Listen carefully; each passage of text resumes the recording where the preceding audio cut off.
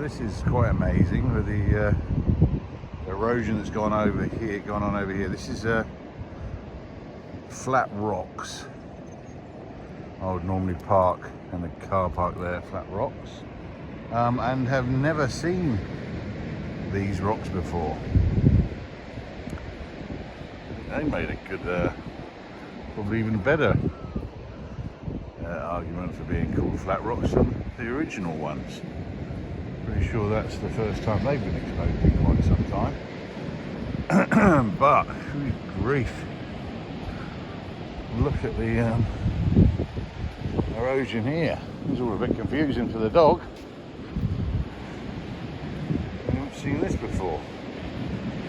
There's a bit of a sea defence, the line here, that's all been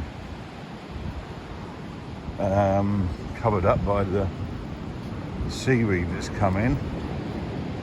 Tide's coming in or going out? What's happening there? I can't remember what.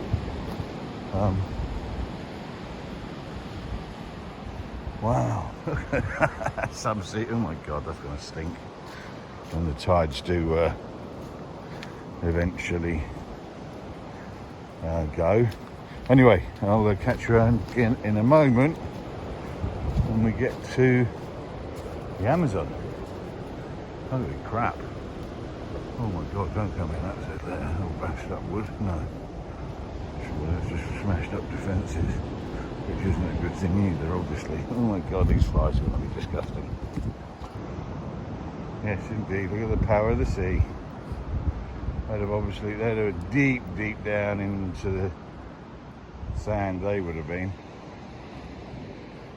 Bloody hell. Never underestimate the power of the sea. There you go.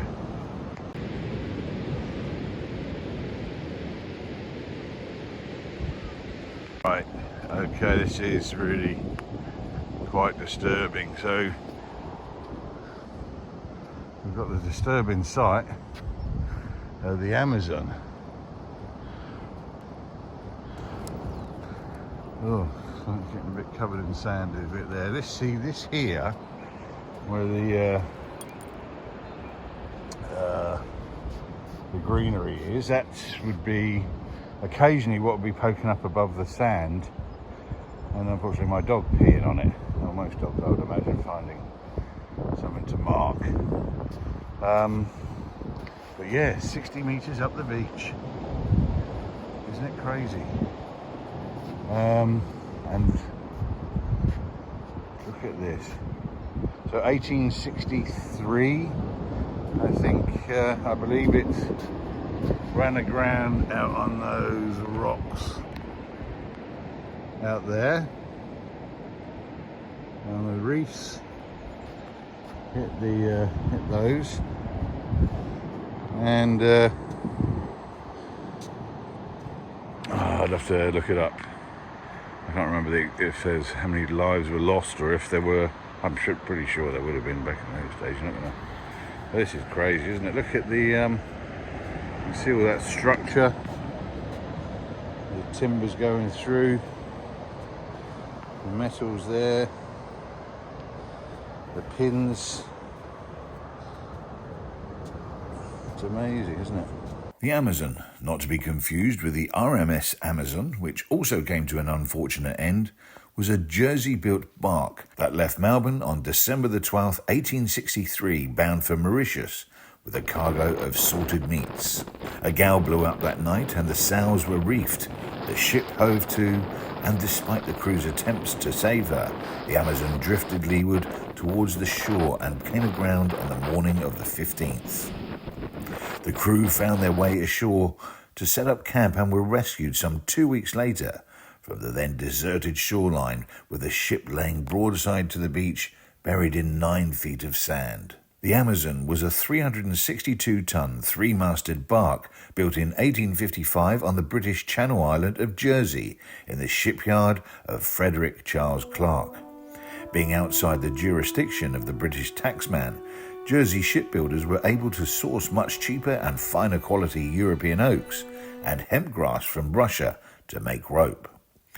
Without the import duties imposed on mainland Britain's shipbuilders, Jersey ships were sold to British shipping companies at a discount, making them very popular. The Amazon is historically significant in that it is a rare example of a mid-19th century wooden international trading vessel that contributed to Victoria's economy in the 1800s.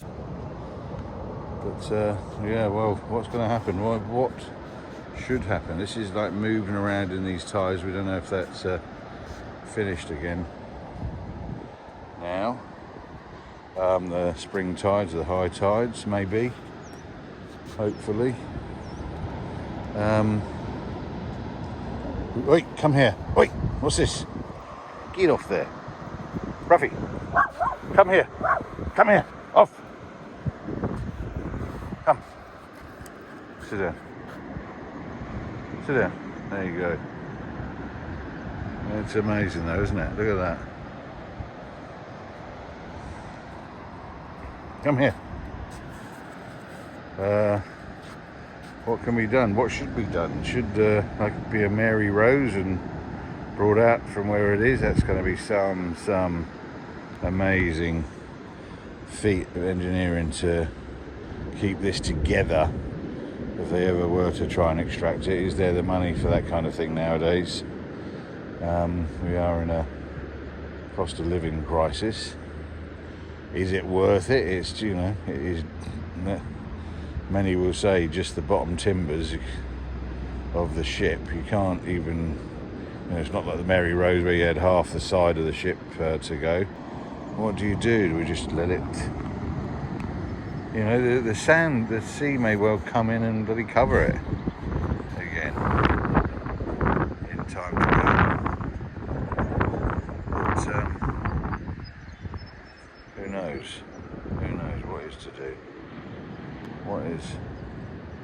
What should happen?